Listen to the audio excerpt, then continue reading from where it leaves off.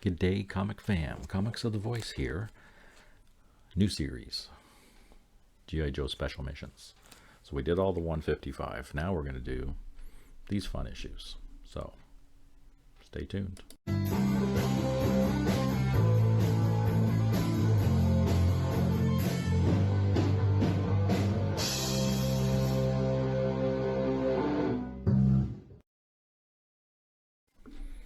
The Voice here.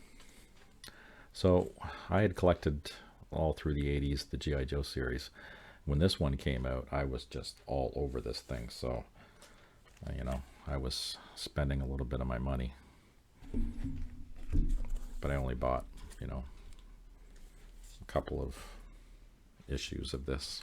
I guess I was all in, specking out even back then. Well, that's just a horrible. I'll take that one down because, I got plenty here. So I got 2 newsstands, 2 direct editions of this one. First issue of a new series where they were just doing individual special missions, which was really cool. A lot of them were covert stuff that was off the books. So in this particular issue, to start it off with, the G.I. Joe team finds themselves out in the ocean somewhere near the Russians, in the Arctic, in the cold. And of course the October Guard gets sent out, and G.I. Joe's on a fishing trawler that's disguised poorly, and the Russians think that there's an American sub that's underwater. So we got Deep Six going in a sub down. The October Guard shows up and they identify the G.I. Joe team, and then of course Cobra has to stick their nose in it, and everybody wants to find out if there's a sub.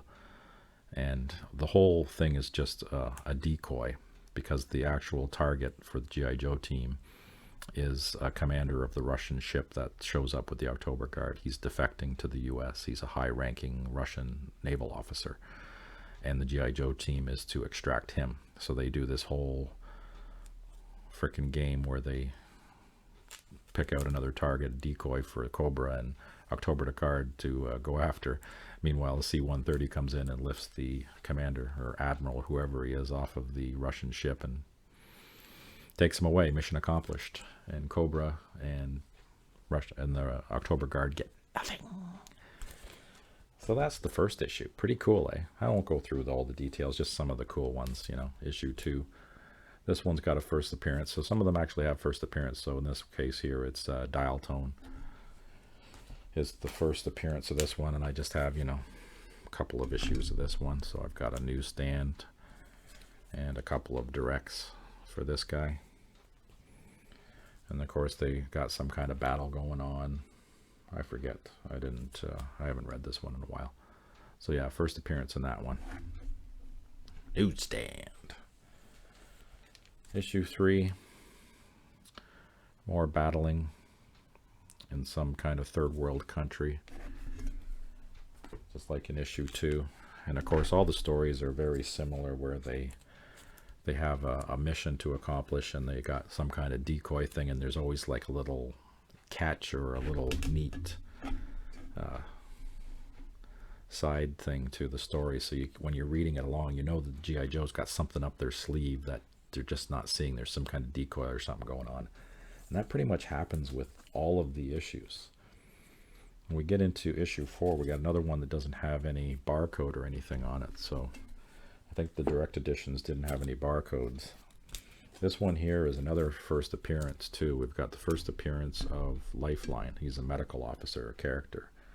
And again, his biography was published in the first G.I. Joe Order of Battle. So again, is that his first appearance, or was it here? And there he's got the first cover appearance. So I remember this one vaguely. The October Guard and the G.I. Joe team, they basically attack each other, and pretty much everybody in the G.I. Joe team were injured. And Lifeline was the only one that wasn't injured. And the story carries on like he's a non-combatant guy. He doesn't believe in any kind of violence. He refuses to pick up a weapon, and his team is all pissed at him that he didn't pick up a weapon, and he could have saved them all, and he didn't. And they were captured by the October Guard.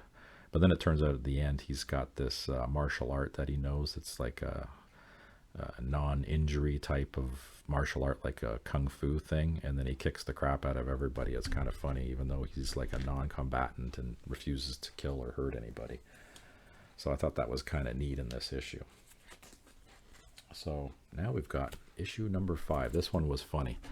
So at the time, this is when Larry Hama was doing another series where G.I. Joe and the Transformers crossed over. And he made fun of it in this issue.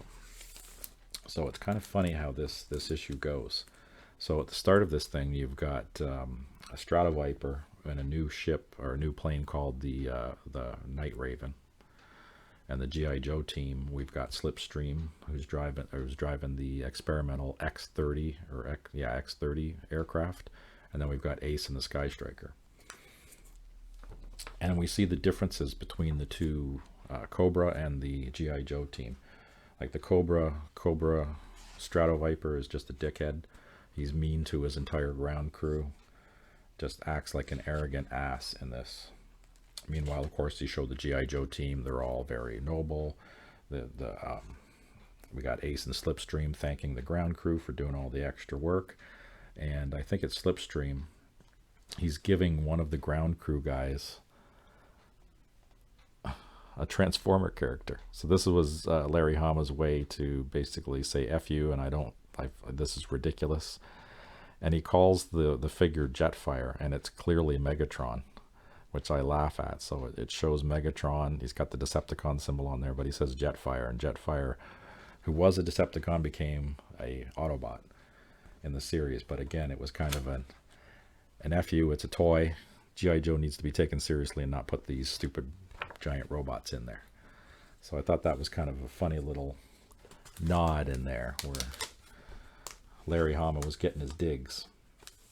So ultimately, this Night Raven battles it out with the X-30 and the Sky Striker. He knocks the Sky Striker out of the sky. Ace gets rescued.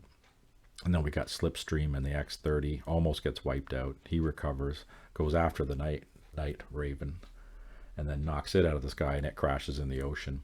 But the difference is the crew. Like, of course, the Night Raven, the Stratoviper, is a dickhead.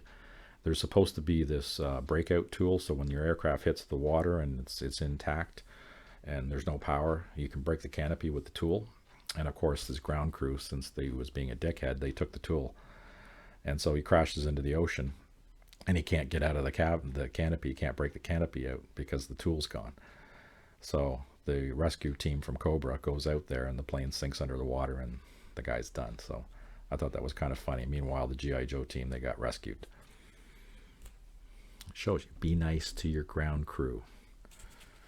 You know, that, and of course your recovery team. If you're not nice to them, you're going to drown. So that guy got what he deserved. Issue number 6. So we're going to do the first 10 here. So going through the first 10 issues. So there's number 6.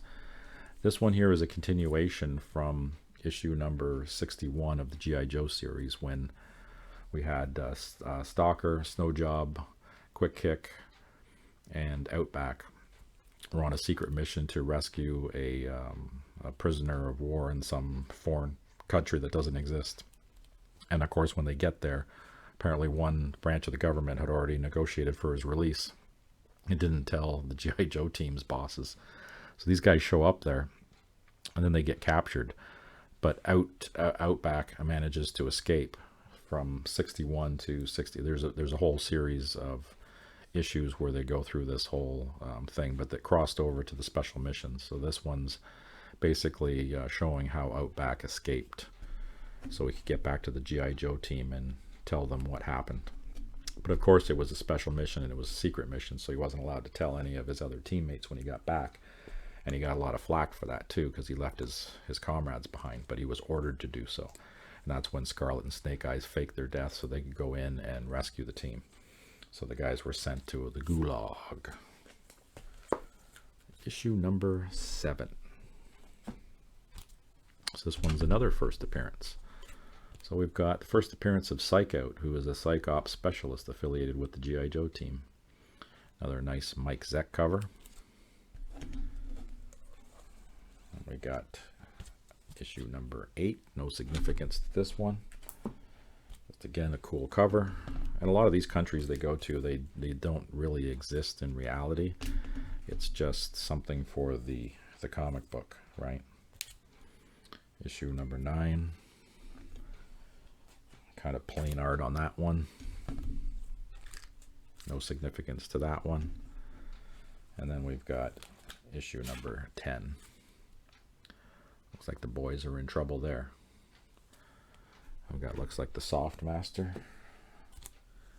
And this one, we got Chuckles, the Soft Master.